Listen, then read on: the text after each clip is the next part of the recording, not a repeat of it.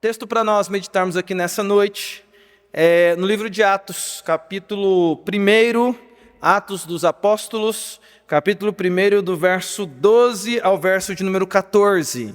São esses 3 versículos que nós vamos ler aqui nessa ocasião. Atos dos Apóstolos, capítulo 1, do verso 12 ao verso de número 14. Nós vamos meditar nesse texto para a nossa edificação no dia de hoje. Atos, capítulo 1, do versos 12 a 14. Diz assim a palavra do Senhor.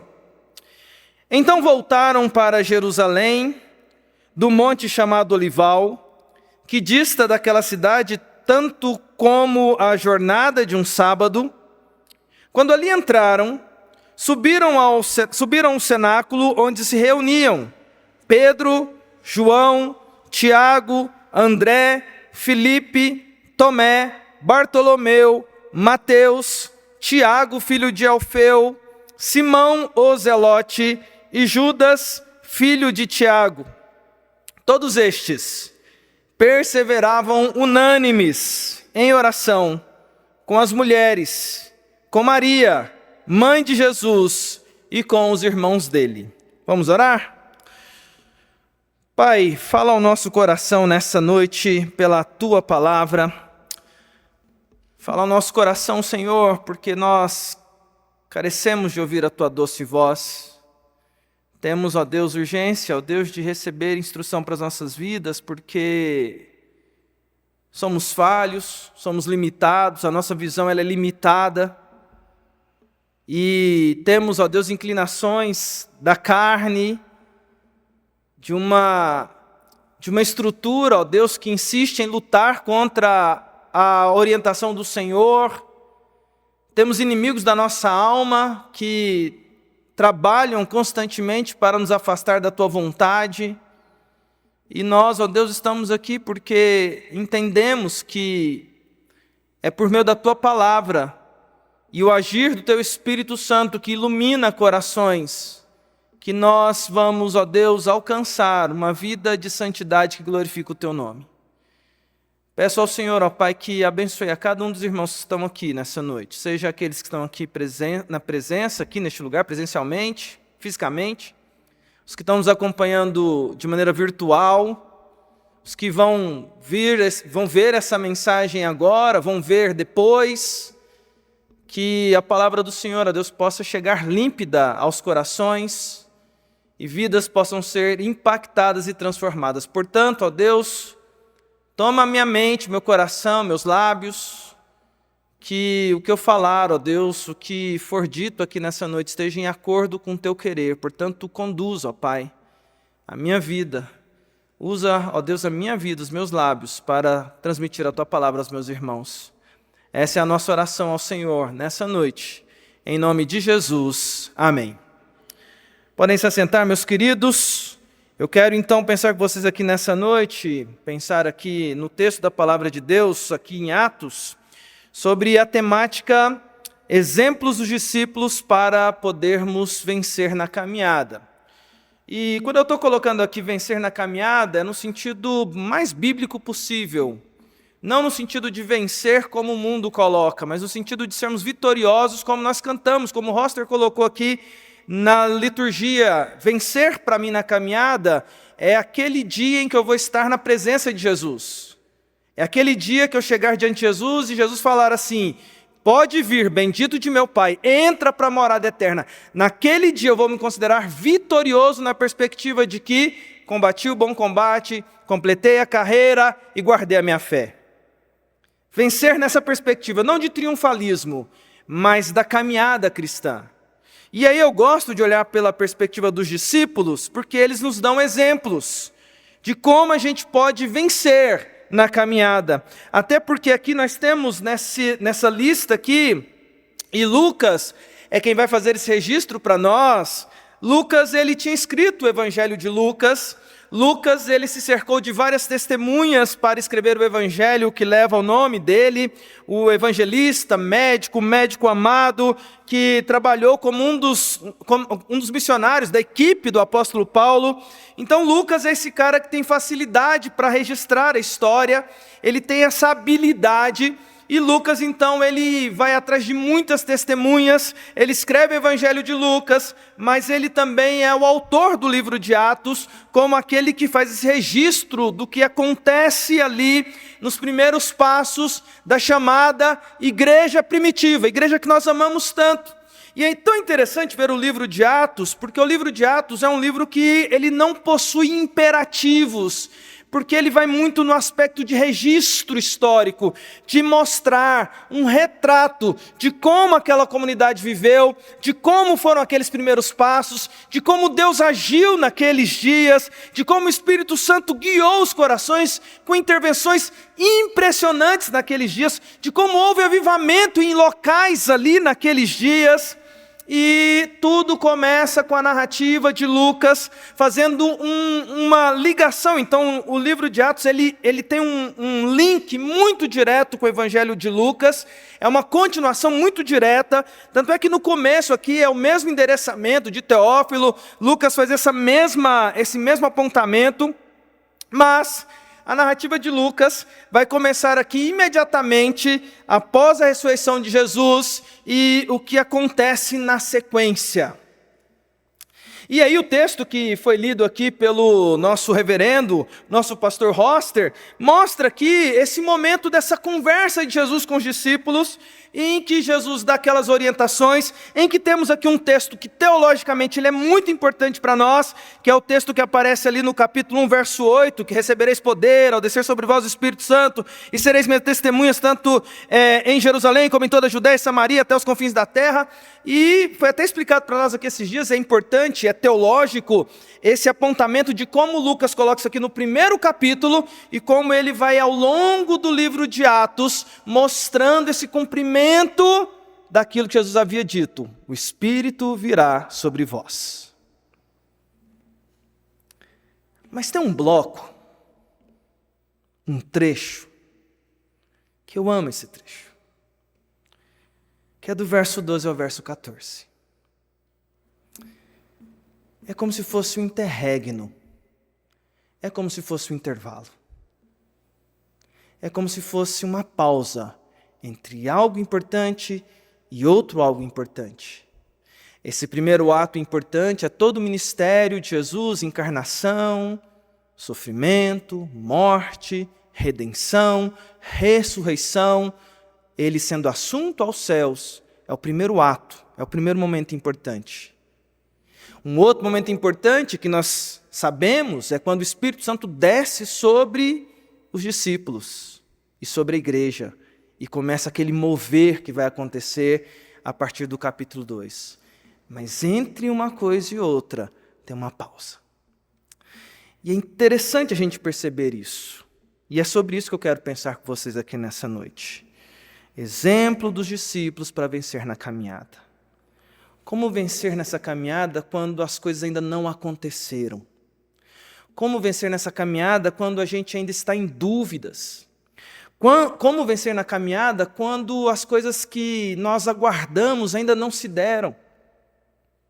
E eu gosto desse texto porque mostra justamente os discípulos numa posição que eu considero de pausa, entre um grande evento e outro, entre um momento que é expectativa, e aí eu quero apresentar aqui 3 lições, exemplos dos discípulos para vencer na caminhada. Quem me acompanha ministerialmente sabe que eu gosto muito de estudar os discípulos, a postura deles, o que acontece com eles. E aqui, esse momento aqui, me apresenta 3 lições. Eu quero passar aqui para a primeira lição nessa ocasião. A primeira lição que eu vejo como exemplo que os discípulos dão para nós é: busque a vontade de Deus acima de tudo.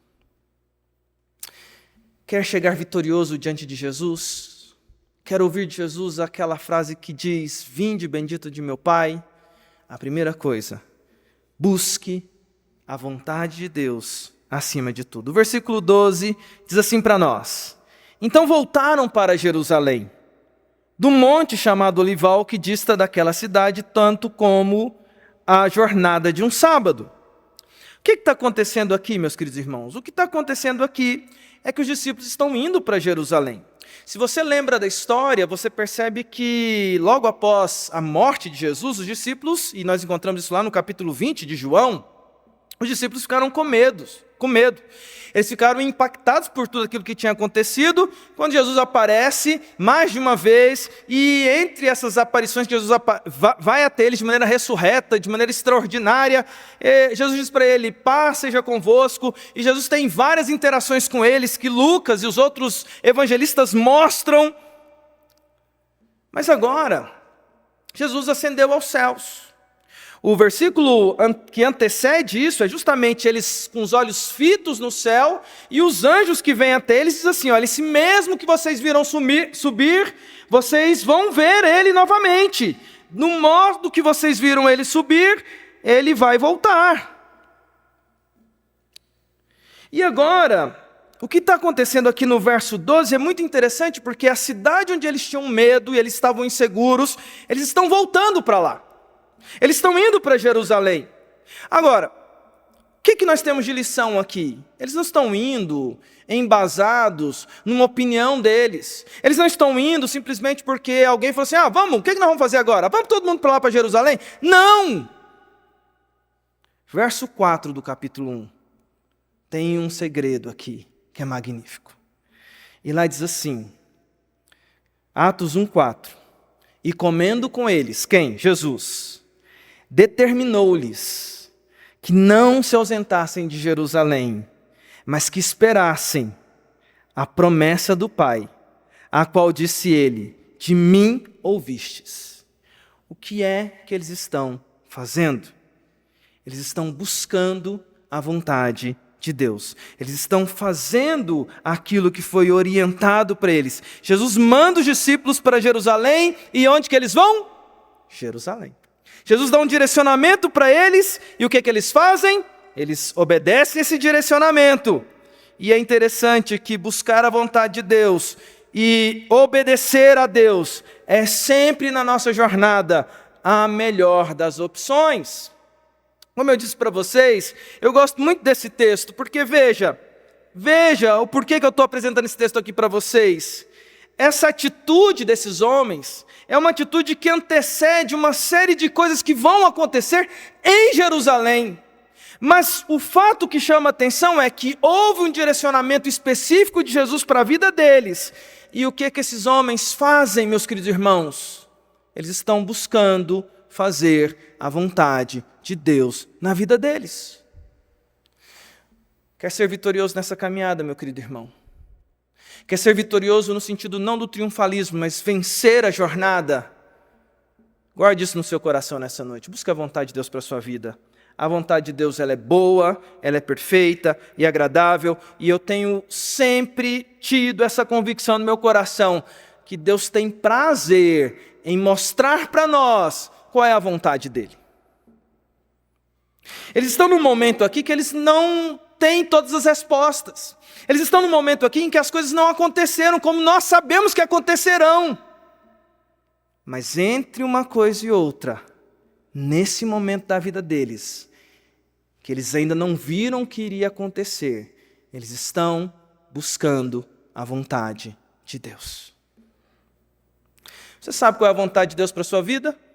Você tem buscado o direcionamento de Deus para a sua vida? Você tem buscado de maneira específica, direcionada para a sua história, a vontade de Deus para a sua vida?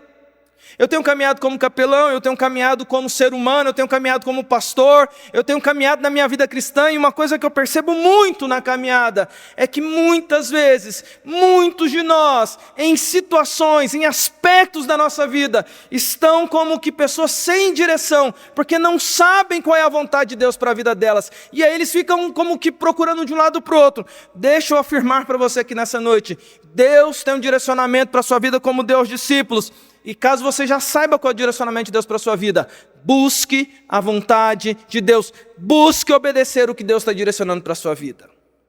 Isso é muito importante. Eu sei que a gente ouve histórias, me permitam contar uma história aqui para vocês. Hoje é Dia dos Namorados, né?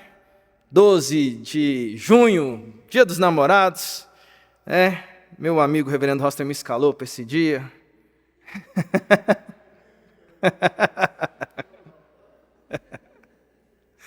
Meu jantar foi por água abaixo.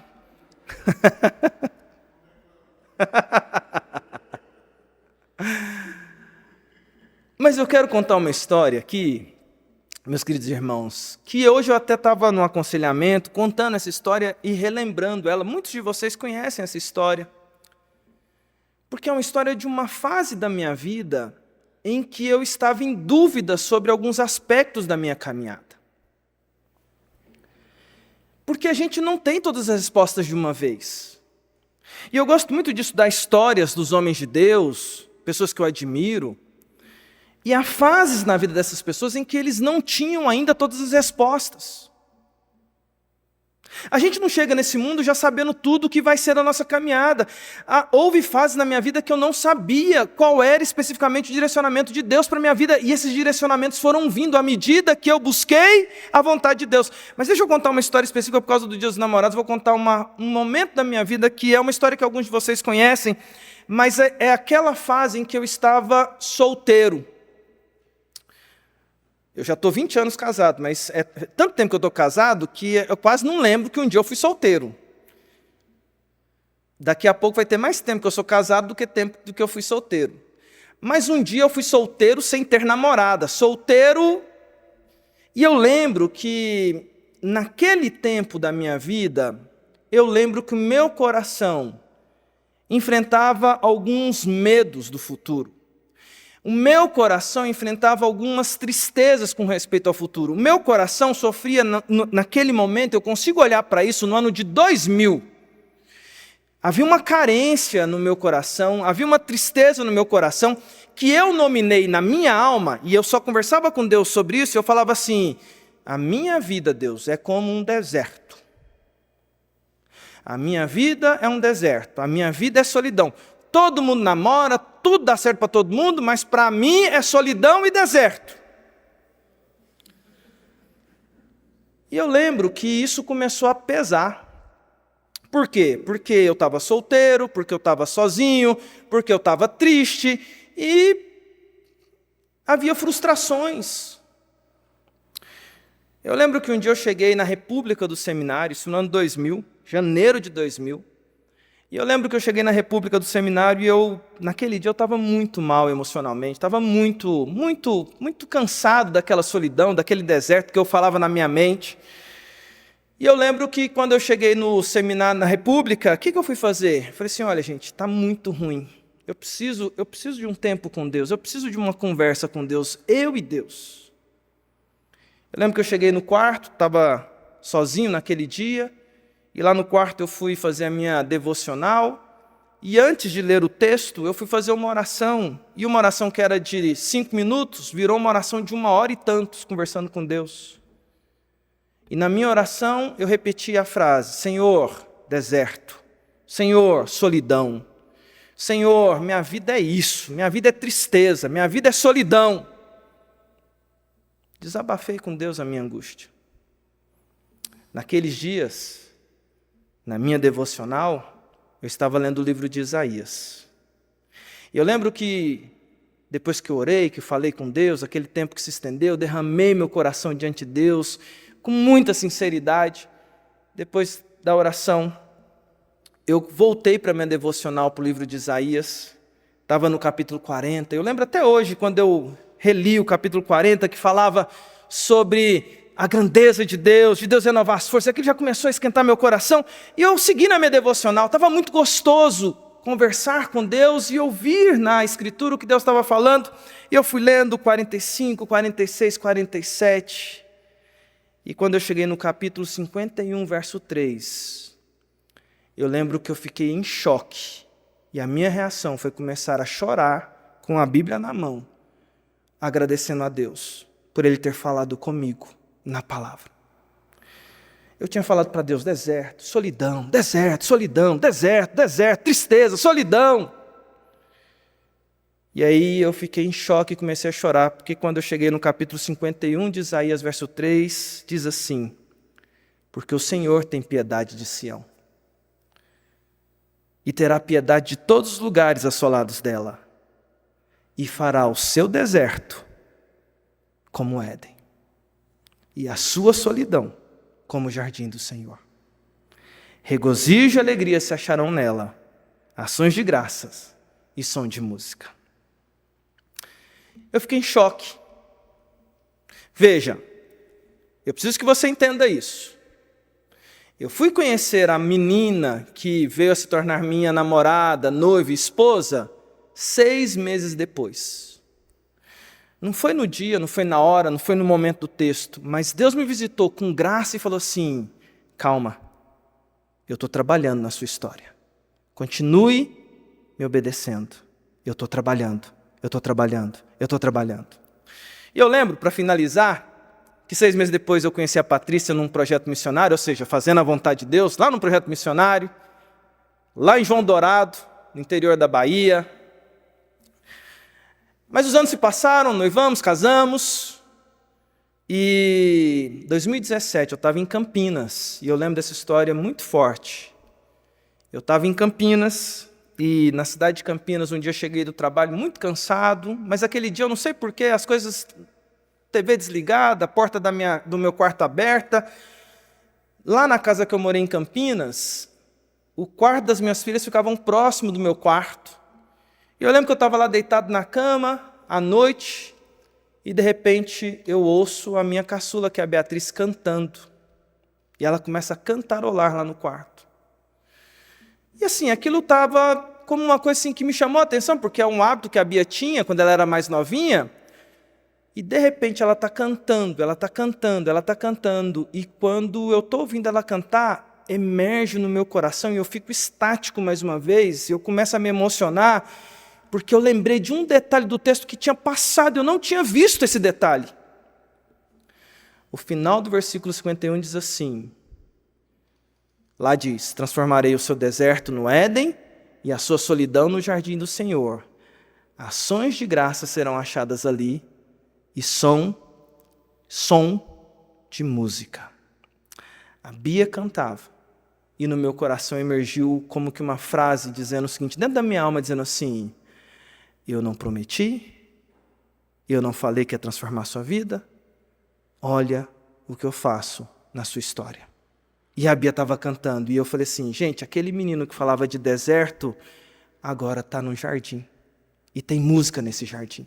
O que eu quero dizer para você, meu querido irmão? Quando você busca a vontade de Deus, quando você busca a vontade do Senhor, você vai entender que Deus vai agir no tempo dele. E é interessante ver isso na vida dos discípulos, porque o que eles estão fazendo aqui? Eles ainda não viram se concretizar, mas o que eles estão fazendo é, veio um direcionamento de Deus, e eu vou cumprir o direcionamento de Deus. Jesus disse, vai para Jerusalém, lá é um lugar perigoso. Aonde que os discípulos estão? Em Jerusalém. Ouça o direcionamento de Deus para a sua vida. Se você não tem ouvido o direcionamento de Deus para a sua vida, busque a Deus. Ele vai te direcionar. Isso me leva ao meu segundo argumento. O meu segundo argumento com você é, leve as promessas de Deus a sério. Verso 13, diz assim, quando ali entraram, subiram para o cenáculo, onde se reuniam Pedro, João, Tiago, André, Filipe, Tomé, Bartolomeu, Mateus, Tiago, filho de Alfeu, Simão, Zelote e Judas, filho de Tiago. Meu segundo argumento com vocês sobre como nós podemos vencer na caminhada olhando para o exemplo dos discípulos é, leve as promessas de Deus a sério na sua vida. Olha o que acontece aqui com os discípulos. Nós vemos aqui na sequência que Lucas vai registrar que além deles estarem em Jerusalém, ele registra quem são aqueles que estão em Jerusalém. E é interessante você perceber algo que Lucas está colocando aqui de propósito, porque Lucas tinha feito lá no seu evangelho uma lista contando quem eram os 12. Ele agora vai estar dando uma atualizada nessa lista. Nessa lista vai estar ausente apenas o nome, que é de Judas Iscariotes, que era aquele destinado para a perdição. Mas todos aqueles a quem Jesus falou lá em João, capítulo 17, que nenhum daqueles que era dele se perdeu, aonde que eles estão, gente? Todos eles, juntos, confiando em algo, que é a promessa do Senhor. E é muito interessante que não são só estes. Se você pega a sequência do texto, você vai perceber lá no versículo 15 e 16, mas especialmente no versículo 15, que Lucas vai trazer para nós a informação de que o grupo que estava em Jerusalém era um grupo de discípulos que era maior do que a gente consegue imaginar. Lá diz no versículo 15 do capítulo 1, naqueles dias, levantou-se Pedro no meio dos irmãos. Ora, compunha-se a assembleia de umas 120 pessoas. É interessante perceber isso, porque veja, o primeiro nome que aparece lá no versículo 13 é o do apóstolo Pedro, e agora no versículo 15, quando é descrito como essa liderança está caminhando, quem é o líder que se levanta? É Pedro. E a gente conhece a sequência da história. Lá no capítulo 2, quem é que vai levantar pregando? É Pedro. Quando o Espírito Santo vem sobre eles, quem é que vai falar ali? É Pedro. Meus irmãos, aqui nós vemos o começo de algo que começa a se demonstrar para nós, mas que ainda não aconteceu. Mas eles estão naquele momento da pausa entre um grande evento e outro, em que agora eles estão aguardando. E o que eles aguardam são as promessas de Deus. E eles aguardam as promessas de Deus se cumprirem. Deixa eu dizer para você em segundo lugar, meu querido irmão, leve as promessas de Deus a sério. Deus prometeu para aqueles homens, no versículo 4, que até que o Espírito Santo venha. Jesus disse para eles o que iria acontecer. Fica lá, para que a promessa se cumpra. Lá no versículo 4. Fique e aguarde a promessa. A liderança está lá. Os que Deus havia dado para Jesus estão lá. Os discípulos estão lá, mais 120 com eles. E o que é que eles estão fazendo, meus queridos irmãos? Levando a promessa de Deus a sério. Deixa eu dizer uma coisa para você, finalizando esse tópico aqui com você.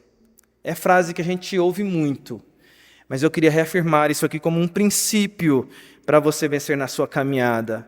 Meu querido irmão, minha querida irmã, meus irmãos que estão aqui hoje, cada uma das promessas que Deus fez, elas irão se cumprir. Vez ou outra a gente começa a andar como se as promessas não fossem se cumprir. E hoje aqui no culto eu fiquei muito emocionado no comecinho, porque sem combinar, o reverendo Roster citou aqui sobre a volta de Jesus. Houve um tempo, irmãos, em que Jesus não tinha vindo. Havia a promessa. Na plenitude dos tempos, na cidade de Belém, Jesus veio. O Messias veio. Houve um tempo em que o Espírito Santo não havia sido derramado sobre a igreja. No tempo certo, no Kairos e no Cronos de Deus, que é dito pelo próprio Jesus, registrado no capítulo 2, o Espírito Santo, como promessa de Deus, veio sobre o povo de Deus. Existe uma promessa da volta de Jesus. Eu não consigo dizer essa promessa sem ter um sorriso no rosto. Porque, meus irmãos, as lutas, as angústias, os sofrimentos, as tristezas, elas vão passar. Aquele que prometeu, e tem uma promessa aqui que os anjos se colocam dizendo o seguinte: olha, este que vocês viram subindo vai voltar. Jesus prometeu que voltará, e ele vai voltar. Maranata. Maranata. Isso é algo que enche o nosso coração de esperança, porque tem muita gente nas cidades, hoje, em profunda crise emocional, em profunda tristeza, porque esperou de político e o político não cumpriu a promessa. Esperou da profissão e a profissão não cumpriu a promessa. Esperou da própria saúde, de si mesmo, porque tem gente que é frustrado consigo mesmo, porque prometeu para si que conseguiria coisas e não conseguiu. Tem gente depressiva na cidade de São Paulo e no Brasil, porque tenta fazer as coisas, confia em coisas, confia em promessas de pessoas e se frustra, e é uma frustração em cima da outra, é uma tristeza em cima da outra. Confiou nas promessas do dinheiro, confiou nas promessas desse mundo e foi frustração em cima de frustração. Tem gente na cidade de São Paulo perdida aí, porque não sabe para onde ir, porque não tem em quem confiar. E nós somos o povo que temos aquele que cuida de nós, porque Ele fez promessas para nós, e Ele vai cumprir as promessas que Ele fez. Glória a Deus por isso. Ele prometeu que vai voltar, essa é uma das, mas Ele prometeu que estaria conosco. Deus Emanuel. Ele prometeu para nós que seria o Deus da nossa provisão. Ele prometeu para nós o amparo em todas as coisas. É muito bom sermos discípulos de Jesus. Mas eu quero dizer para você, leve as promessas de Deus a sério. Porque inclusive aquelas promessas de juízo também se cumprirão.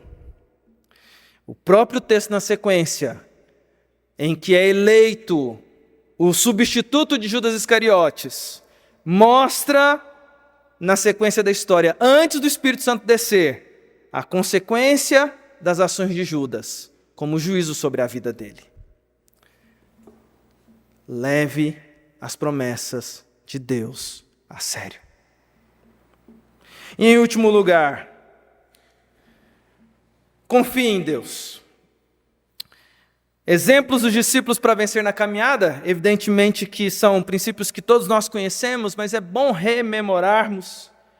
E eu gosto desse versículo 14, que é o versículo que nós concluímos aqui, porque lá diz assim: todos estes perseveravam unânimes em oração, com as mulheres, com Maria, mãe de Jesus, e com os irmãos dele.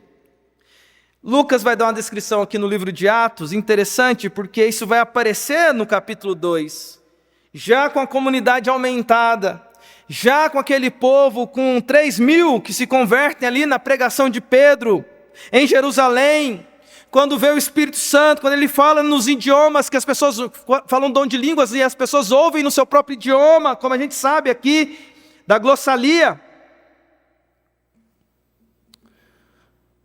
A gente conhece o texto do capítulo 2, do 42 ao 47, que diz lá: e perseveravam unânimes na doutrina dos apóstolos, no partir do pão, na comunhão. Mas antes do 42, tem o 1,14. E o 1,14 já diz que eles já estavam assim. Ou seja, antes de haver o aumento, o coração deles já estava no lugar certo. Com 120, com os 12, eles já estavam perseverantes. E a perseverança deles era em oração, se colocando diante de Deus, sabendo que Deus tinha algo para fazer. O que eu gosto do versículo 14 é que, olhando, estudando a história, eles tinham ali Jesus falando que viria sobre eles o Espírito Santo, Jesus tinha soprado o Espírito Santo sobre eles. No capítulo 1, Jesus fala de promessas do Pai, mas a gente olha para a história, não há indícios que eles tinham noção sequer do que iria acontecer na sequência. Como seria o derramamento do Espírito Santo? Não há elementos para afirmar que eles tinham consciência disso, ou seja, eles não sabiam o que ia acontecer, eles não sabiam como ia acontecer, eles não sabiam quando ia acontecer, eles simplesmente confiaram em Deus, sabendo que Deus tinha o melhor, e eles estão ali, perseverando, diante do contexto, entre um grande evento e outro, nesse intervalo, esperando o que Deus vai fazer. Meu querido irmão, eu não sei em que fase você está da sua vida. Pode ser que nós tenhamos aqui pessoas que estão justamente nessa fase, entre um momento e outro da sua história. Uma fase em que as respostas ainda não chegaram. Uma fase em que existem coisas na sua vida que você sonha, que você almeja diante de Deus e que simplesmente ainda não aconteceram. Como eu citei a primeira história do momento que eu estava solteiro. Uma fase em que você fala assim: eu ainda não sei qual é o propósito da minha vida nesse mundo. Eu quero afirmar em último lugar persevere, persevere, persevere. Confie no Senhor, porque na hora certa as coisas vão acontecer e Deus vai dar o direcionamento para a sua vida específico que você precisa. Eu quero concluir contando uma história, de várias histórias. Se você for pesquisar as histórias de todos esses homens de Deus que pregam, se você pesquisar a história do reverendo Hoster, vai ter um momento na vida do reverendo Hoster, do adolescente Hoster, que ele estava ali procurando saber o que Deus tinha para a vida dele. E quando você vê o Hoster pregando aqui nesse púlpito com alegria, com entusiasmo, eu não sei a impressão que você tem, mas eu tenho a impressão que assim, esse cara está no lugar certinho que Deus quis para a vida dele. E ele está feliz, porque ele sabe que está no lugar onde Deus queria que ele estivesse. Mas se perguntasse para o adolescente Hoster, talvez ele tivesse dúvidas. O que será que Deus tem para a minha vida? Se perguntasse para o adolescente Alexandre, se um dia eu moraria em São Paulo, se moraria em Campinas, eu nunca ia responder um negócio desse. Se você pega a história do reverendo... Olha os exemplos que estou dando. Hoster, Alexandre, não estou colocando na mesma prateleira. Lógico que não estão na mesma prateleira. Mas se você coloca... O Alexandre não está, né?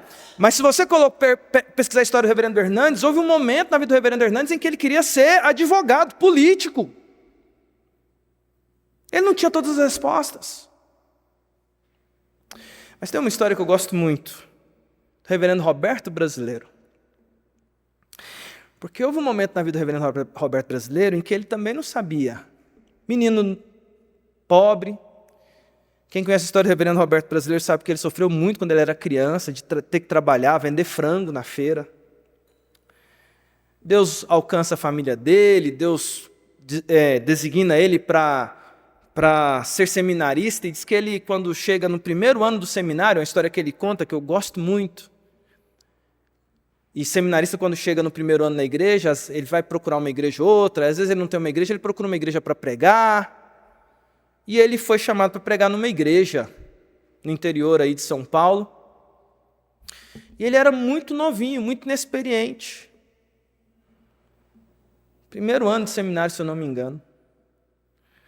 E aí ele foi pregar nessa igreja, seminarista, inseguro, fez uma pregação com as pernas trêmulas, voz meio embargada, as coisas não fluíram como ele gostaria. O fato é que na saída da igreja, alguém vira para ele e critica o sermão dele.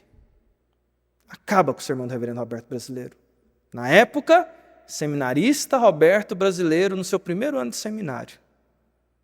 Ele volta para a República, lá dos seminaristas em Campinas, com o coração arrasado e com dúvidas. Será que é isso mesmo? Poxa, é difícil esse negócio de falar, é complicado. E as pessoas não têm dó, né? Desceram a crítica nele. E ele, se eu não me engano, a história... ele faz uma viagem de volta para Minas, fica um tempo em Minas, acho que juntou com um feriado, e ele volta para Campinas. Quando ele volta, tem uma cartinha endereçada para ele. Quando ele abre a cartinha, naquele mesmo culto, naquela igreja onde o pessoal tinha criticado a pregação que ele fez, que ele mesmo fala que estava bastante tenso e nervoso, uma irmã escreve uma carta para ele dizendo o seguinte: olha, a sua pregação, Deus usou você para trazer respostas para a minha vida. Continue. Ali, naquele momento da vida daquele menino, em que o coração dele estava assim: o que Deus tem para a minha vida? Algo vem para trazer alento e ele segue na jornada. Será que aquele menino sabia que Deus o chamaria para ser a liderança da igreja presbiteriana no Brasil? E quando eu falo do reverendo Roberto Brasileiro, eu falo com muito carinho, porque assim, eu tenho como um pai. E ele foi alguém muito importante na minha vida ministerial, na minha família. Eu e a Patrícia sabemos como o reverendo Roberto Brasileiro foi pastor da minha família. Um homem que simplesmente perseverou e tem perseverado, mas que nem em todo o tempo tinha todas as respostas. Houve um momento em que nem tudo estava claro para ele e que foi difícil. Precisou perseverar, com a ajuda de um, de outro, mas precisou perseverar. Eu quero terminar essa mensagem dizendo para você, querido irmão, o que Deus tem preparado para você? E eu quero terminar dizendo para você isso, meu querido. Busque a vontade de Deus. Leve as promessas de Deus a sério. Confie em Deus. Pode ser que amanhã as respostas comecem a chegar. Pode ser que semana que vem aquilo pelo qual você tem orado comece a acontecer. Pode ser que daqui a 5 anos você diga o seguinte, assim, Pastor Alexandre, aquele dia eu estava precisando de uma resposta de Deus e a palavra me trouxe para continuar caminhando e as portas se abriram, porque eu continuei perseverando. Que Deus abençoe você na sua jornada. Que você seja um discípulo vitorioso, especialmente na vitória principal, que é chegar diante de Jesus naquele glorioso dia e ouvir dele. Pode vir, bendito de meu Pai. Você me buscou, você confiou nas minhas promessas, você confiou em mim. Entra para a morada eterna. Que Deus nos abençoe, em nome de Jesus. Vamos orar? Pai, te bendizemos pela Tua palavra, por podermos estudar esse texto nessa noite e clamamos ao Senhor, ó Pai, que nos ajude a sermos esses discípulos que vivem uma vida, ó Deus, nesse mundo, buscando, ó Deus, a Sua vontade acima de tudo, procurando levar as Suas promessas a sério e confiando no Senhor em todo o tempo. Nos ajuda, porque a jornada é longa, difícil, mas queremos, ó Deus, chegar ao final dela, sendo vitoriosos de verdade, com a vitória verdadeira que é aquela no sangue de Jesus Cristo.